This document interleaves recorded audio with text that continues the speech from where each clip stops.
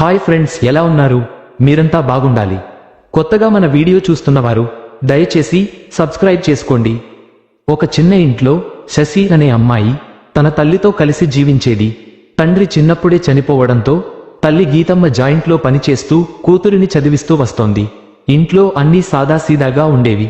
పైకప్పు టిన్ షీటుతో గోడలకి పూత ఊరిపోయి మసకబారిపోయింది. కానీ ఆ ఇంట్లో శశికి ఎంతో అనుబంధం. ఒకరోజు రాత్రి గీతమ్మ పక్క ఇంట్లో పెళ్లి ఉంది అంటూ వెళ్ళిపోయింది. శశి ఇంట్లో ఒంటరిగా ఉంది. భయపడదు, ఎందుకంటే చిన్నప్పటి నుండి ఒంటరిగా ఉండడం అలవాటు. టీవీ ఆన్ చేసి కొంచెం సినిమా చూసింది. ఆ తర్వాత పడుకోవడానికి మంచానికి చేరుకుంది. మంచంపై వేసుకున్న పాత పచ్చ కంబళం ఆమెకు ఎంతో ఇష్టం. అది ఆమె నానమ్మ ఇచ్చిన ఓల్డ్ కంబళం. ఎంత పాతదైనా దానిలో ఒక వెరైటీ వాసన, ఆత్మీయత ఉండేది. అయితే ఆ రాత్రి ఏదో వింతగా అనిపించిందిలే. కంబళం వేయగానే ఏదో చల్లగా కాకుండా గాఢంగా చుట్టేసినట్టు ఫీల్ అయ్యింది. మొదట శశి పట్టించుకోలేదు. కానీ కాసేపటికి అందుకే పడుకొని ఉంది అనుకుంటూ ఉండగా ఆమెకు చెవిలో వింత శబ్దం వినిపించింది. కంబళంలోంచే వచ్చేలా ఉంది.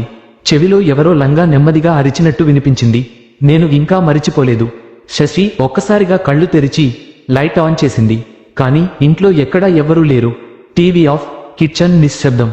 అయితే ఆ కంబళం గోడవైపు తానేం చేతులు వేసి మడిచినట్టు ఉంది. ఎవడో దానిని చేతులతో మడచినట్టుగా ఉండటం చూసి ఒక్కసారిగా గుండె మండిపోయింది. కంబళం మళ్లీ తీసి మంచం మీద వేసుకుంటూ పడుకుంది. కానీ ఈసారి స్పష్టంగా తన ఛాతీపై ఏదో ఒత్తుగా ఉంది. ఒక బరువు, ఒక శ్వాస, ఒక జీవితం. ఒక్కసారిగా ఆమెకి ఓ రూపం కళ్ల ముందు మెరిసింది.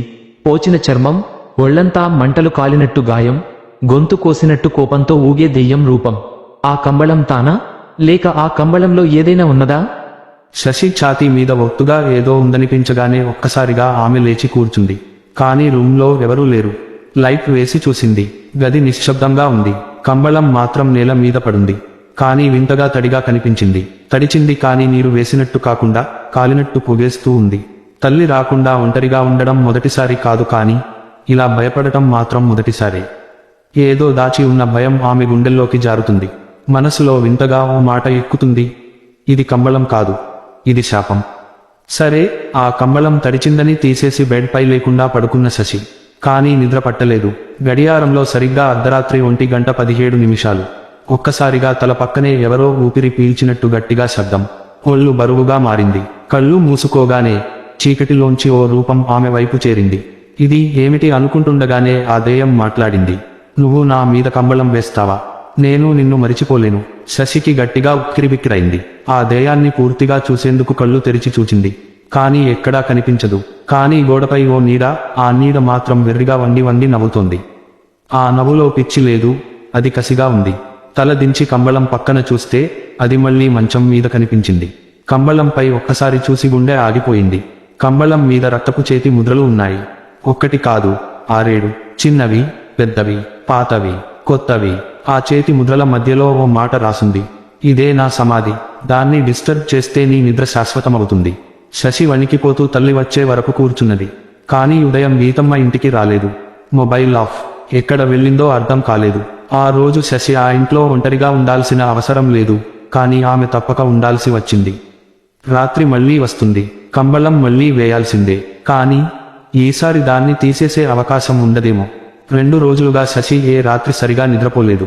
తల్లి గీతమ్మ ఎక్కడికైనా వెళ్ళిందో ఏమో తెలియకపోవడంతో పోలీస్ స్టేషన్ వెళ్లి కంప్లైంట్ కూడా ఇచ్చింది. కానీ ఏ అభిప్రాయం లేదు. అయితే శశికి మాత్రం ఒక అనుమానం స్పష్టంగా ఉంది. తల్లి గాయం కాకుండా అదృశ్యం కావడం ఏదో ఆ కంబళంతో సంబంధం ఉండొచ్చు. శశి ఆ ఇంట్లో ఉన్న ఓల్డ్ ఆల్బమ్స్ చూసే ప్రయత్నం చేసింది. అకస్మాత్తుగా ఓ పాత ఫోటో కనిపించింది. ఫోటోలో తల్లి చిన్నగా ఉంది. పక్కన ఓ నల్లగా, పొడవుగా, చాలా భయానకమైన మహిళ నిలబడి ఉంది. కళ్ళు మసకబారిపోయి నెత్తికి చెంపకు బట్టలు చుట్టేసి ఉన్నాయి. ఆ మహిళను పక్కన గీతమ్మ చిన్న వయసులో చేతిని పట్టుకుని నవ్వుతోంది. ఫోటో వెనుక చిన్నగా ఒక నోటు. అక్కయ్య చివరికి మానసిక ఆస్పత్రిలో చనిపోయింది. శశి వణుక్కుంది. తల్లి చెప్పినప్పుడు అక్కాయి అనే పేరును వినలేదు. వెంటనే ఆ ఫోటో తీసుకుని ఇంటి వెనకాల ఉన్న పాత ట్రంక్ ఓపెన్ చేసింది. అందులో ఆ పచ్చ కంబళంతో పాటు ఉన్న డైరీ కనిపించింది. డైరీలో మొదటి లైన్, ఈ కంబళం నా కోసం కాదు, నన్ను చంపిన వాళ్ల రక్తం కప్పుకోవడానికి. డైరీ తిప్పుకుంటే అసలు నిజం బయటపడింది. గీతమ్మకి అక్కయ్య అనేది ఉండేది. ఆమె చిన్నప్పుడే మానసిక సమస్యలు మొదలయ్యాయి. కానీ నిజంగా ఆమెది సమస్య కాదు, ఆమెను చిన్నతనంలో ఓ పెద్దాయన వేధించాడు. ఆ విషయానికి బయటపెట్టింది. కానీ కుటుంబం గొప్పదనానికి ఆమెనే పిచ్చిదనడం మొదలెట్టింది. చివరికి ఇంట్లోంచే బహిష్కరించి పాత గదిలో వేయించి ఆ కంబళం వేసి తాళాలు వేసేసి ఏడాది పాటు బతకనివ్వలేదు. అక్కడే ఆమె చనిపోయింది. ఆ కంబళం ఆమె శ్వాసను చివరిసారి ఒదిగి పట్టుకుంది. ఇప్పుడు అదే కంబళం శశిని వదలడం లేదు. అనుకోకుండా డైరీ చివరి పేజీలో గీతమ్మ రాసిన మెసేజ్ ఉంది.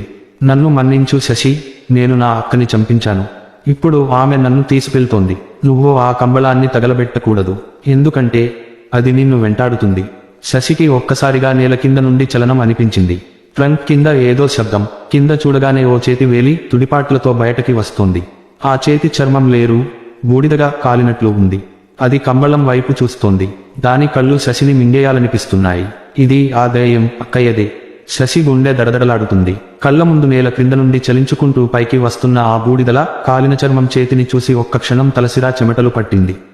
వెంటనే లేచి వెనకకి పరుగు తీసింది. కానీ తలగోడకి తగిలి జారిపడింది. కళ్ళు అస్పష్టంగా మారుతున్నాయి. కానీ ఒకే ఒక శబ్దం వినిపించింది, కంబళం తొలగించకు, ఇది నా ఆత్మపీఠిక. ఆ శబ్దం శశి మెదడులో ప్రతిధ్వనిస్తుంది. కానీ ఆమె తలలో ఇంకా ఒక ఆలోచన ఉంది. ఇది ఆ తల్లి తప్పు, నా కాదు. ఈ శాపాన్ని నేను మోయాల్సిన అవసరం లేదు. కష్టంగా లేచి గదిలో ఉండే డీజిల్ సీసాను తీసుకుంది. ఆ పచ్చ కంబళాన్ని తీసి బయట తూర్పు వైపు రాళ్ల మీద వేసింది. చేతులు వణుకుతున్నా, తడిచిపోతున్నా ఆమె తేల్చుకుంది, ఈ రాత్రి తాను గెలవాలి. కంబళం మీద డీజిల్ పోసి తన చేతితో వెలిగించిన మాచిస్వత్తి. మంటలు ఎగిసి పడుతున్నాయి. కంబళం కాలిపోతూ ఆ మధ్య ఓ రూపం మంటల్లోంచి రగిలిపోతూ కనిపించింది. అది పూర్తిగా తల్లడిల్లిన, పిచ్చిగా అరుస్తున్నా అక్కయ్య. ఆమె చర్మం బూడిదలా మారిపోయి ఆమె కళ్ళు నెత్తురుగా మారుతున్నాయి. నన్ను మరలా చంపావ్ అంటూ కేకలు వేస్తూ మంటల్లో చుట్టిపడిపోయింది. ఆ సమయంలో ఆకాశం ఊదిగొట్టి ఒక్కసారి మెరుపు మెరచింది. ఆ వెంటనే అంతా నిశ్శబ్దం. ఆ మంటల మధ్య ఒక చిన్న చల్లని గాలితో పచ్చ కంబళం అల్లిరాజుగా ఎగిరి కరచిపోవడం శశి చూడగలిగింది. ఆమె కింద కూర్చుంది, ఊపిరి పీల్చుకుంది. గుండె చప్పుళ్ళు మళ్లీ సాధారణమైనాయి. డ్యాష్ డ్యాష్ డ్యాష్ 3 నెలలు తర్వాత శశి ఆ ఇంటి నుంచి వెళ్లిపోయింది. న్యూస్లో ఒక చిన్న న్యూస్ క్లిప్. గ్రేటర్ దేన్ ఒక వినూత్న సంఘటన. ఓ పాత ఇంట్లో నుంచి మంటల మధ్య ఓ కంబళం మాయం అయిందట. మిగతా ఇంటి రహస్యం ఇంకా తెలియాల్సి ఉంది. క్లిప్ చూసి నవ్వుకుంటూ శశి కొత్తగా లబ్ధి చేసుకున్న ఓ జాబ్కి వెళ్లడానికి రెడీ అయింది. కానీ ఆమె కొత్త ఇంట్లో బెడ్ మీద ఒక ప్యాకెట్ ఉంది. దానిపై ఓ చిన్న మెమో. నీకు మళ్లీ చలి వేస్తే ఈ కంబళం వాడు, నువ్వు నన్ను మరిచిపోవలేదని నాకు తెలుసు. అక్కయ్య. ప్యాకెట్ ఓపెన్ చేసింది. ఆ పచ్చ కంబళమే మళ్లీ వచ్చేసింది.